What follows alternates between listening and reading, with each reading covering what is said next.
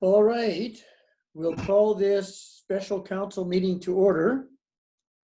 And the agenda has two items that we're going to deal with.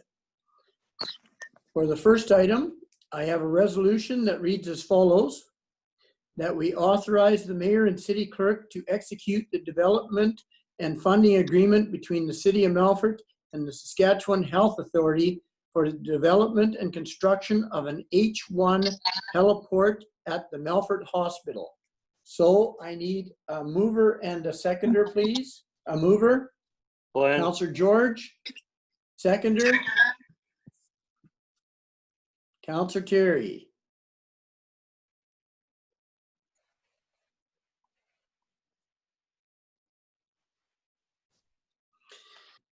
All right, any questions, council? Questions, comments?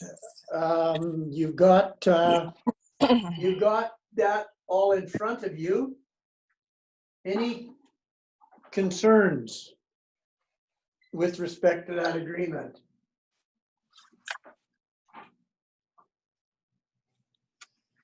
I'm gonna move this over here. There. Councillor Phillips. So it's just basically, this is just an agreement between the city and SHA as to kind of whose responsibility it is to get things done and when it will be turned over to. Nothing different or changed in it. Yeah. I'm gonna. So, city manager. Yeah, I'll refer to Director Lutz here to answer the questions on this. As it, yeah, maybe I should explain to everyone what they're looking at here first, and understanding the need, why there's a need for this, etc. This is just an agreement between the property owner, in this case it's SHA, and the city, which will give us and grant us the permission to have our forces, or in this case our general contractor, enter the site to carry out work on their property. It has to specify what kind of work he can do there and when he can do it and how it's being done, and how we're supervising him, what insurance is going to be in place, who is responsible for the site. All of those things are included in there. Some of, I guess, the highlights of this agreement that we want to let council know that we are paying special attention to. This agreement has to also, when it outlines these things, we had to make sure that our tender document that went out earlier was in conformance with all of these agreements between SHA and the city. So that has been reviewed. SHA had the right to review the tender before it was issued, and that's written in this agreement, but has already been done. There's other things when we go to awarding the tender that they have to give their approval to that as well, and get to review how it was done and who's being chosen. One of the concerns we wanted to make sure was that our insurer was comfortable with the terms and conditions of this agreement, and so it's been sent to Kevin Madden at Aon Reed to take a look at the terms, and he, along with SHA's insurance people, went through both this and the tender agreement to make sure that they were in agreement and in conformance. Also, there's a requirement in this agreement to ensure that we don't start building a heliport once we begin and leave it unfinished. So typically we would require, if we were doing this on our own land, we would require a bond from the contractor, meaning he has to complete. Or if it was on our property and it was being done by some other private person, was doing development, he would have to either put up a bond or a letter of credit. So in this case, SHA as the owner are asking the city to guarantee the completion of this project by putting up a letter of credit in the amount of the construction. In the unusual circumstance that it wasn't completed somehow, they would have a remedy. So we spoke with Affinity Credit Union, and I think maybe Sandy can better outline that, but they have indicated that there would not be a fee charged to the city for the provision of this letter of credit, although it is basically a blank check for that maximum amount. Should that odd situation ever develop. So Sandy may want to outline any concerns she has with that. But the agreement itself is a standard agreement with SHA, so it wasn't subject to a lot of opportunity for negotiation. But we did go through and raised our concerns and made some minor changes where it was able. So can we get the city treasurer's Yeah. comments? All right, can you hear me? Yep. Okay. I looked at a letter of credit and thought that was a bit of overkill, but I don't think there was a way around it with SHA, because what a letter of credit is the bank, actually more than a guarantee. It's actually saying, we tried to get maybe just even a guarantee, that they wanted a letter of credit saying that the bank is holding the amount of the full project, which is over, $500,000, and it will be held, I would say, almost like in trust. If something should go wrong, then it would be sent over to SHA. Can you hear me? Yeah. Are you hearing me? Okay. Yeah. So it is. It is something that the Affinity Credit Union would hold that much money to ensure that if something went wrong, they would just hand over that money to SHA. So felt it a bit of overkill, but there was no way around it. They wouldn't go for a guarantee or a bond. So, and what Affinity said they would do is that we have a GIC that is held to Affinity, that they would just put a hold on that until the project is done and then release that. So. Okay, so before anybody else asks any questions, Madam Treasurer, do you have any concerns with the way the process is playing out? The only concern I would have is that the letter of credit, what it's listed for is the full amount of the project. And how Affinity would deal with that is that that amount would go to SHA. But I think Brent had a little more, I think Brent had mentioned that there would be a way not to, if there was a holdback of a certain amount of money that still work needed to be done, that the SHA wouldn't take that full amount. It wouldn't make sense at all, but that's exactly what the letter of credit is. It would be the full amount to SHA. And then I think we'd have to just ensure that we get this work done. We'd never leave it undone, for sure. Okay, so one further question. Yeah. The will of council previously was that we would not start construction unless we had all the money in place, and we won't know that until the tender comes in. So when the tender comes in, if it's not within budget, if it's over budget, what is the remedy for that? I need somebody off of administration to explain that. Sandy, is it all right if I answer in regards to that question? Mm-hmm. So it's kind of a chicken and an egg question that you're asking here. So how this would play out is once we have the terms between SHA and the city established, which this agreement does, and then when we get the tender in, should the tender come in over budget, then the city won't approve the tender. As a result, then the project doesn't move ahead. As a result, we won't give them a letter of credit. As a result, then the agreement between SHA and the city is, I guess, in default. It wouldn't happen. So we still have control as to if and when we commence this project. We have control when we give them the letter of credit. We have control as to whether or not they would ever ask or call in this letter of credit, because we have control of completing the project. We have control of the contractor because we've required certain bonding in it once we award the credit or the tender. So the possibility of the project not being completed and thereby the letter being called is very much in our control at the whole point in time. So I can't foresee a situation that the letter would ever get called. However, SHA want that assurance. They don't have any control. And so they want to have something to be able to say that if for some reason the city just took off, didn't pay the contractor, he quit work, and everything sat there uncompleted, that they would have a remedy. So, you know, I can't imagine that circumstance ever occurring, but that's the protection they want, is some form of control for themselves. Okay, now, any questions from council? Councilor Benson. Is there a timeline when this project's supposed to be completed? And is there a timeline or expiration on the letter? Okay, so firstly, the timeline on the tender is the anticipated completion date is the end of September. Now, when I say that, that's the anticipated completion date.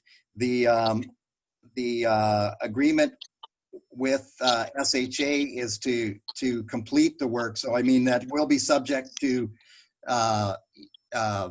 you know, situations that arise. So for instance, you know, weather or whatever. So to say it will be done on September 31st, that is more of a goal than a fixed date, because there are circumstances that could be out of the contractor's control. So anybody else?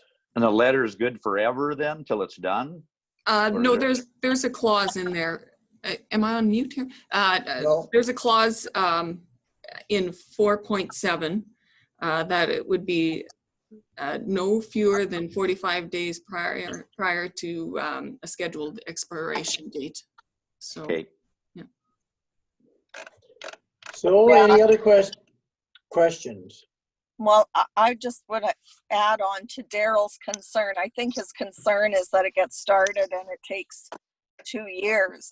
And I don't think SHA would be wanting construction to be, you know, dragged out. So I guess the concern is that the work gets started and it gets completed in a timely manner and doesn't sit half done. And then, you know, I think that's the concern. And I would agree with April there, and it's purely going to be the obligation and priority of Cattle and Right to get this done. Right. So no different than any other tender, Ryan. That's correct. Okay, Councilor Mitchell. I have a question with regards, knowing that we've deferred some taxes and whatnot, and our cash flow is probably constricted a little bit. Is there any concern with tying up $500,000 through the construction process? It's not going to put us behind the 8 ball at all for any of our other obligations? Well, that's the one thing that I thought Affinity was really good to work with us, because they're saying they would utilize one of our GICs. Just hold that would have been held anyway. So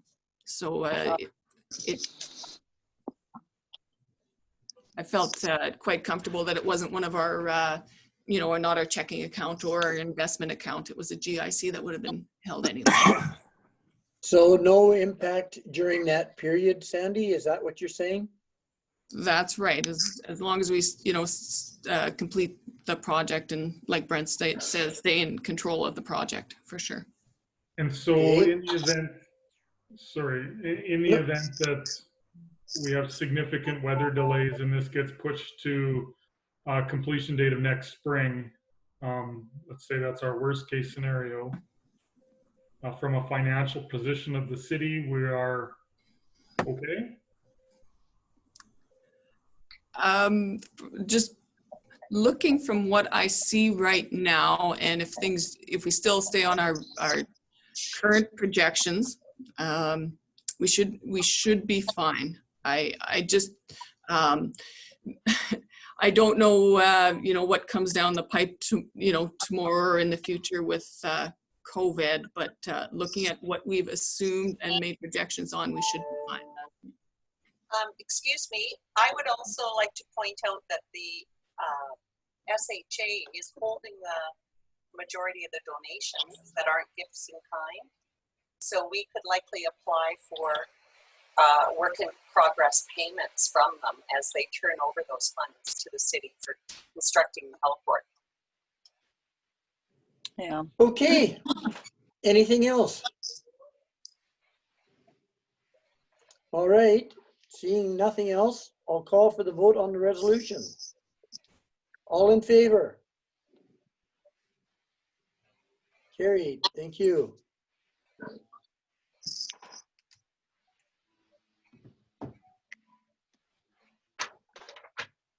Okay, next up, I have a resolution that reads as follows. That council approves the capital expense of $29,740 for the construction of the bulk truck station at the intersection of Hamilton Avenue and Broadway Avenue North, which is currently budgeted in the 2021 as part of the 5-year capital plan as a pre-commitment in the 2021 utility capital budget from the Water Distribution Reserve. This budget includes expenses incurred to date by the city, payment to Sask Water for transfer of the asset and future installation of an underground holding tank. So I need a mover for that resolution, please. Councillor Terry and a seconder. Councillor Benson. So, questions, comments? Maybe I'll have Director Gilmore provide some more insight on this. Absolutely. Director Gilmore. Yes, thank you, Your Worship. This was an interesting one. It kind of evolved more than a plan. We had originally set this up in the 2021 budget. It was clear to me and Sask Water originally that our goal was to get a water fill station on the west side of the city, and we'd have money in budget in 2021. That was the premise of the beginning of the truck fill station. Late in, or I should say early in the winter, our discussions kind of went from, well, do you want to transition of assets? And I says, well, not really. So they said, and of course the date opening was May, which I thought was not a great timing. So they asked me, and I kind of committed that we would do a site prep for their building and for their water fill station. So that was the premise. From there, it kind of went on to, well, we did the site prep on a temporary location to begin with, and even that one went. Director Lutz can certainly inform us how the CP negotiations and the CN negotiations went. CN went great, CP not so good. They come back with a 3-figure number on the south side of Hamilton that was, excuse me, certainly out of scope, and we certainly couldn't do that. So it went to a temporary fill station on the north side of Hamilton, which, is turning out to be a pretty good location. So that transitioned away from that pretty soon. Sask Power's phoning me, they need to put the power in. We'll have to put it in the city of Melfort's name, because that's our property. I did forward that bill to Sask Water to make it clear to council that was part of Sask Water's cost of putting in their truck fill station on our property. Along with that was also, I spoke directly to the drainage system. That septic tank was also part of the equation that I felt that they should follow through with, later on in the year before winter comes. Now, in June, as per their letter, they come up with this plan, the transition of assets, So I wasn't too surprised, with that. We had paid about $3,000 extra for increasing the size of the building. If anybody looked at the building, you can appreciate if it was 3 feet narrower all along, you'd almost have to back into the building because you wouldn't be able to turn around. So, they were quite adamant they didn't need it. And from our perspective, we needed a bigger building to accommodate potential credit card system or an upsize to the coin operated system, which I don't like. And You know, in 21, we'll need to change that up. But so that was a concern. You know, it kind of evolved more than the plan. You know, on June 10th, when they offered this letter up, I originally said it should be free. You know, we had helped out South Water. They had worked collectively with us, and we both had the same goal. Their goal was to disperse the water fill station, and our goal was to have a water fill station. So I guess at the end of the day, we've incurred some costs. You know, they've come up with a plan, a transition of assets. And maybe I could, Sandy, if you could speak to the options in the memo, might be the next step. Okay. So it really just came down to being able to fund this when in our 2020 budget, we did not have any funding for this capital expenditure. We had funding in 2021 for the anticipation of the city building a water truck fill station. So I really could only, you know, look at two concrete options. One would be to utilize some of our 2021 water fill station budget that we had in place. It was and we'd pre-commit to that, so it'd be $120,000 that we had in budget there. So there was you know, ample for this expenditure. Or the other option would be to slowly transfer any revenues towards the reserve to replenish a reserve. We could get out of the rate stabilization fund and then replenish it slowly. And it would probably be at a minimum a repayment of 3 years of revenues. So I think in this case, because we had committed in 2021 to build a water fill station, I had recommended that it makes it cleaner that this would be done in a you know, a 12-month time frame, that we would go with pre-committing the 2021 budget to this particular capital project. Okay, thanks. We have pre-committed before on the capital budgets, pre-committed the idea that we're going to follow through with that particular item in the future budget before. So this isn't something totally new, is it, Sandy? It's not new. It just ties up. We have to remember what it does is, you know, ties up any 2021 plans that we may have had. In this case, we did have a plan to build this particular water fill station. So it doesn't hamper it all that much, but it just does pre-commit something that does change our future plans for sure. So when we look at the 2021 budget, that amount will be gone already. Yeah, that's correct. Yeah. Okay, any questions from council? Councillor Benson.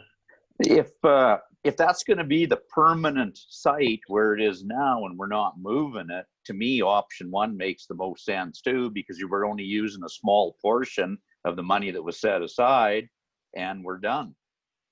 Mm-hmm. Okay, any other comments, questions? Excuse me, Your Worship. Yes. I would have to say this. The way this evolved certainly is not how we want to do business. It was a bit it wasn't a plan. It just evolved, and I'd apologize to council with that being said, because, you know, where we are now certainly wasn't what I expected it to be. With that being said, I do believe it's a good transition of assets. It's just not in a planned manner. Okay, has anybody else got Councillor George on their screen? He's missing on mine. He's down in the corner, muted. Is his picture there? No. No. There he There he is. is. Okay. He was And napping. Glenn, you're muted right now. You're on mute. Okay, There. good. All right, any Yeah, other questions, comments? All right, seeing none, I'll call for the vote. All in favor? Carried.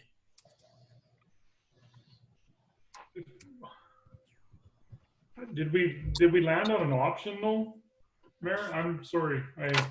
Yes, the resolution read that this will be funded through a pre-commitment to the 2021 capital budget. Okay, thank you. Okay.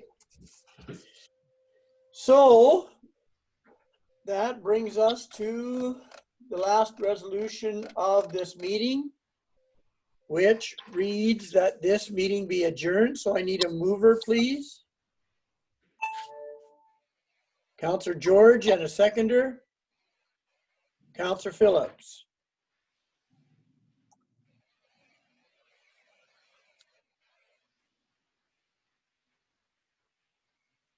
All in favor?